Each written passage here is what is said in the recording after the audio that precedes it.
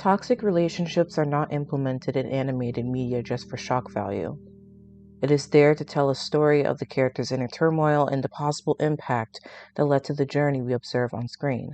I didn't expect to have another toxic relationship portrayed in the My Little Pony franchise and wanted to share my overall thoughts on it. In this video, I will be exploring Misty and the likely childhood trauma that she's had to endure, as well as Opaline's behavior, headcanon diagnoses, and my final opinions on her. Misty is a shallow character in my opinion. Unfortunately, the series doesn't go into much depth regarding her personality, and it's only until the last episode that we observe the mental distress that she has been going through. I also recommend Addie Lovestar's video on her problem with Misty, so I'll leave that in the description below. She is mainly Opaline's assistant, despite their personal relationship. Her personality lacks development, even if it seems like it's a lot to uncover.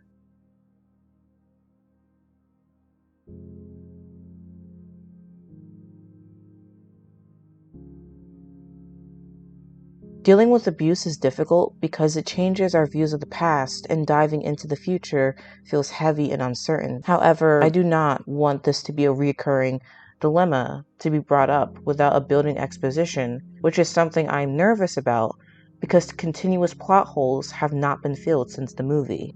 Instead of going through specific episodes, I'm primarily focusing on certain moments between Opaline and Misty. Most scenes are near the end, excluding episodes 6 and 8 to an extent. Let's start with their introduction and Make Your Mark. You've been gone so long, I thought you got lost. Like the time I rescued you as a filly. So kind of me to do that. Opaline? Don't think. You sound foolish. Maybe if I had one, I could figure it out and— Enough! These are the weak little ponies that brought back magic? Almost like any pony could do it. Sure, if they have a cutie mark. From these first moments of their interaction together, Opaline is more controlling as Misty is the scapegoat.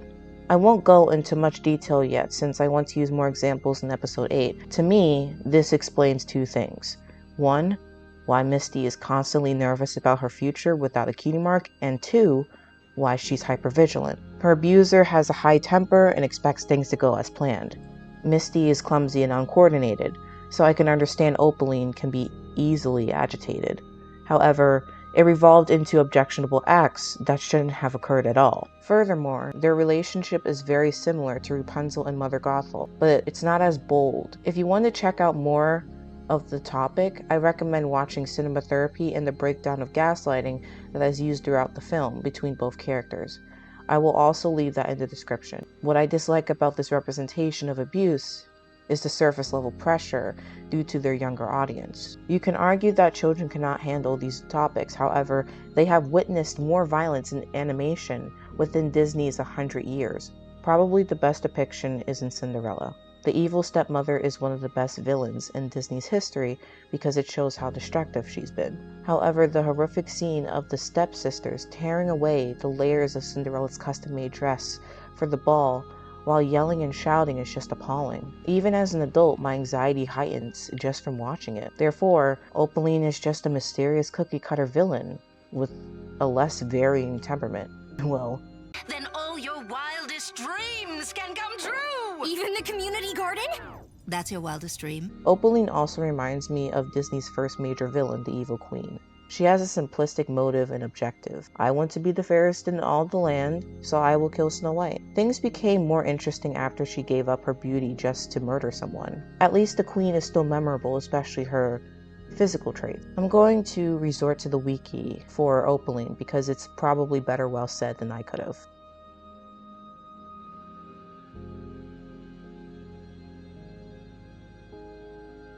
After Misty fails to capture Sparky, that abomination of a dragon, and brings the remainder of the dragon fire, this comes to show that no matter how hard Misty tries to fulfill a task for Opaline, nothing will be enough to appease her. She is so focused on power and the destruction of unity that not even an adoptive daughter is worth her time. I have enough certainty to predict that Opaline eventually abandons Misty or vice versa. A lot of people are anticipating Misty joining forces with the main five to stop her mom from creating disharmony, which is a likely scenario, but we have to keep in mind, leaving your abuser is harder than it looks. It's been confirmed that Misty is an orphan, and Opaline took her in as a filly. It hasn't been disclosed whether or not her parents are alive or deceased. They remain unknown. Despite the circumstances, it's been several years since Misty remained in the Dark Castle. It seems that Opaline has likely ordered her daughter to not go outside unless she is specifically told to. It's similar to the isolation that Rapunzel went through, but she was usually more bright and optimistic about her day. It wasn't until many years later that she had figured out Gothel's true color. Like I said, I'm not a professional. This is just based off of my experience and what I have seen in Misty's character. Based on what's shown, it is likely that Misty developed CPTSD or complex post-traumatic stress disorder due to long-term childhood trauma. According to the DSM-5 criteria, Misty seems to show the following symptoms. Criterion A, direct exposure. That measly drop of dragonfire wasn't enough. And you won't be enough, Misty. Not until you can prove that you're actually useful and get that dragon! Criterion B, emotional distress after exposure to traumatic reminders.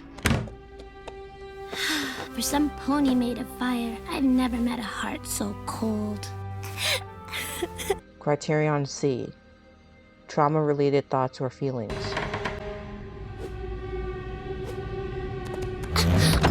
So you're finally back. Does that look like a dragon to you, Misty? Can't you do anything right? It was dark. I thought it was the dragon. I'm sorry, Opaline. Well, don't just stand there. According to the study between attention bias and post-traumatic stress, one important factor that may play a role in attention biases associations with PTSD is negative affect, or the tendency to experience negative emotions such as fear, guilt, and anger. Also, we did a hoof reading and a pony corn and did horn decorating and— Hold on. Horn decorating, pony corn, and hoof reading? Did you have fun with these puny ponies? No, of course not. Criterion E, hypervigilance. Haunted relics. But how else are we gonna get the magic? With something. Heightened startle reaction. Well, you see, I was on my way to get it, but then I got to thinking, maybe it's not as powerful as Another failure! Criterion F, symptoms last for more than 1 month. From being directly shouted at or just not getting proper emotional support from her guardian, I'm assuming that since her triggers seep out a lot, this probably stems back to Misty's childhood and has occurred ever since. I'm not sure when the abuse started, but it'd have to be when she was still a filly. I'm going to make an estimate that Misty's been under Opaline's control for at least 10 years, considering that she is most likely 17 to 18 years of age currently.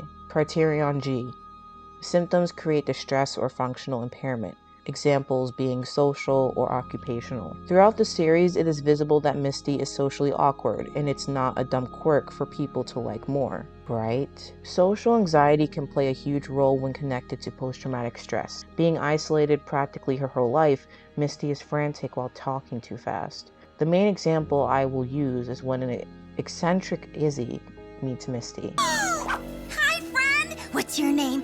I'm Izzy Moonbow. Misty, I, just got into town, and now I'm gonna leave. Bye! Incredible. I can't believe I made a new unicorn friend. Poof! Just like that. I mean, I've known a lot of unicorns, but I didn't know. Hey.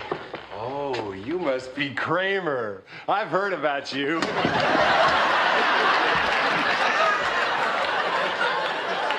Hey, you must be Aaron. I've heard about you. I can tell that Misty is also too uncomfortable with ponies being close to her because she stutters more than usual. Most likely, physical contact is something that scares her. Criterion H, symptoms are not due to medication, substance use, or other illness. For this section, I'm going to say that it's a delayed specification because I haven't seen Misty go through dissociation or derealization before. I do believe that more onset symptoms are shown more immediately whenever she's triggered daily. So yeah, considering my rundown of everything, it would be a possibility to me that Misty does suffer from post-traumatic stress based on what happened throughout her childhood. Maybe Opaline was emotionally negligent towards her adoptive daughter because she was too focused on Equestria's corruption, or since Misty tends to be clumsy, she was scolded so much as a kid for breaking something. It saddens me because of how much I can relate to this character and what potential it has offered, but alas, there's still not enough to work off of. Pay attention to these scenes and see if you can figure out the similarities between both. Or if you're just going soft on those ponies. It was all a mistake. I want to do whatever I can to help your plan succeed. Well, I hope you're telling the truth. It would be terrible for you to abandon your only friend. Without me, you'd have nothing. No family, no home, no cutie mark. And you want to amount to something? Well, here is the brutal fucking truth. And you can hate me, you can be disgusted, you can feel whatever it is you want to feel because, frankly, I'm beyond caring. But without me, you are nothing. You're right. This office has one chair. And if you now can't stomach that, well, then I'm a fool for having married you in the first place. But I don't have time to be a fool. I have to run this country and win a nomination. I'm doing my job, and it's time now for you to do yours. Opaline and Frank Underwood each have hidden insecurities that are typically guarded, and instead, they spout fake empty threats to make their victims tremble in fear. They both want literal power over the monarchy as well as the individual they keep in possession. I bet that if Misty decided to leave for good, her mother will beg and plead for her to stay because in reality, she has nothing without her. Opaline acts like her plans won't be affected since she has the confidence to do it herself. However, I think she feels stuck for a while. It's like the Vocaloid song Kimi wa Dekinaiko, or You Are a Worthless Child, where after years of abuse that the mother did to her son, he runs away, or possibly she's left alone and miserable, pushing blame onto herself. Honestly, I think something like that would benefit both characters in the series. In this case, Misty has some backbone and finally confronts Opaline in a kid-friendly style because this is a children's show. Once she goes to join the main five, I believe that this is when Opaline becomes paranoid and panics, just like Mother Gothel does when she sees that Rapunzel fled from the castle. The only difference is that she won't try to stab Misty or something like that. I am not going to lie here. Seeing a relatable character like Misty did hook me on to her, but it was short-lived. Even when that scene came up in episode 8, yes, I felt bad, but all this remains how it always was each time. Every reoccurrence with these two starts to become stale when it's constantly repeated. I'm definitely not implying that abuse is boring or something, because it's not. However, from a writer's perspective, I want to know more about Misty than just her being the victim. Remember Hannah Baker from 13 Reasons Why? She took a dark turn near the end of season 1. She takes her own life, succumbing to darkness and believing that dying was the final escape from her pain. That was the topic at first. Why did Hannah Baker kill herself? It proceeds to reveal 13 tapes for 13 different people to discover who drove her to suicide. For some reason, seeing her development was an odd experience. Throughout the series, Hannah feels increasingly powerless and victimized by all the other kids at her school. With each episode, we're supposed to feel more and more sorry for her as we learn about what everyone did to her, and how they drove her little by little to ultimately end her life. Hannah had multiple chances to either fix her problems or at least get out of the situation altogether. She chose, however, to take none of these. She continued to let them pile on, blaming everyone else for her situation instead of just dealing with it herself. But I feel like 13 Reasons Why and Make Your Mark are too fixated on applying the angst than actually showing off everyone else. Most end up staying the same, they aren't heard from again, or they have a pointless story arc that leads them to nowhere. If there's not some type of change, sooner or later, people are going to get bored and will predict what's coming out. It doesn't matter how well something is represented in media. There needs to be a sense of longing and feeling to understand a character, not just sympathetic reactions. I care about relatability, but I also care about character growth. I want more that can be offered.